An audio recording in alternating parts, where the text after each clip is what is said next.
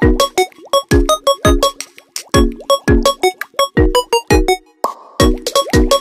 warahmatullahi wabarakatuh.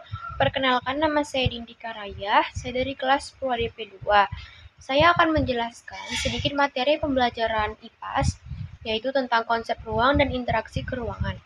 Yang pertama, konsep ruang. Pengertian ruang secara garis besar yaitu sebuah tempat pada permukaan bumi, baik itu secara keseluruhan maupun hanya sebagian, yang digunakan makhluk hidup untuk tinggal. Setiap ruang atau daerah pasti memiliki karakteristik yang berbeda dengan yang lainnya. Bisa diperhatikan dari segi fisiknya, yaitu dari tanah, air, bebatuan, tumbuhan, dan juga hewan. Maupun keadaan masyarakatnya, masing-masing pasti memiliki perbedaan. Supaya lebih memahami tentang ruang, maka dapat disimpulkan bahwa 1. Ruang tidak hanya terbatas udara bersentuhan dengan bumi, tetapi juga lapisan atmosfer terbawah yang mempengaruhi permukaan bumi. 2.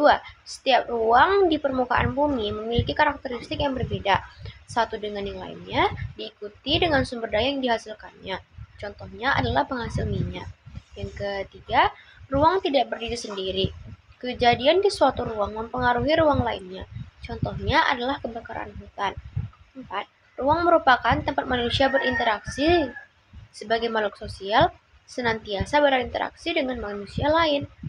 Yang terakhir, ruang merupakan tempat segala peristiwa terjadi. Yang kedua adalah aspek waktu. Selain ruang, setiap peristiwa yang terjadi yang terikat oleh waktu. Waktu merupakan semua rangkaian peristiwa yang terjadi ketika suatu proses berlangsung.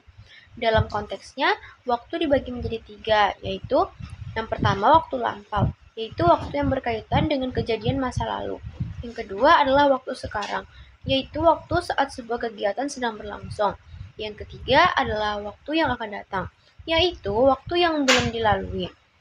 Materi yang ketiga yaitu interaksi keruangan. Ruang merupakan tempat segala peristiwa terjadi.